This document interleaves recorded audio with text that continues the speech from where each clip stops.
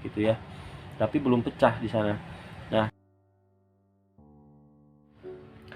bismillahirrahmanirrahim. Assalamualaikum warahmatullahi wabarakatuh. Halo sahabat YouTube, jumpa lagi di channel Surya Noval.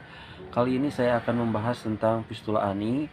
Ini juga request dari teman-teman juga di DM Instagram ataupun di komentar YouTube saya. Bang, tolong bahas lagi tentang Fistula Ani. Nah, saya akan bahas mengenai awal pertama saya mengalami Fistula Ani gitu ya.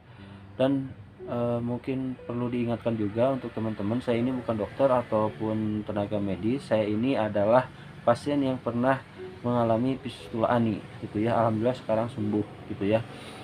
Nah, awal pertama kali saya mengalami fistula ani itu pada tahun 2019, tepatnya hari Kamis ya, hari Kamis. Dan hari Kamis itu sebelum pernikahan saya, pas hari Minggu, ada 3 hari sebelum pernikahan itu sudah terasa ada benjolan gitu ya, tapi belum pecah di sana. Nah, Kamis, Jumat, Sabtu, Minggu, dan hari Minggunya saya was-was ketika pernikahan.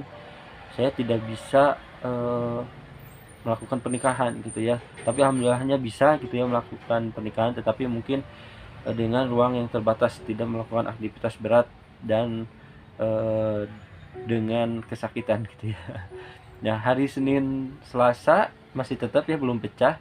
Nah, di hari Selasa itu setelah 2 hari pernikahan itu eh, lukanya atau absesnya itu sudah mulai memuncak dan pecah, dan pecahnya itu bukan di luar tapi di dalam anus gitu ya, sehingga pas keluar dari anus itu ada cairan gitu ya.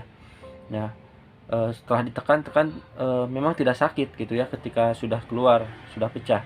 Tetapi anehnya keluarnya dari anus gitu. Berarti awal dari penyakit fistula ani saya itu bukan dari infeksi dari luar, tetapi dari dalam anus saya gitu, yang mungkin infeksi atau apapun gitu ya.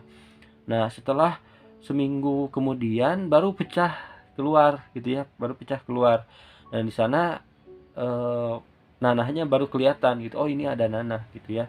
Dan ketika itu juga saya pas BAB, ternyata BAB campur darah dan nanah gitu ya.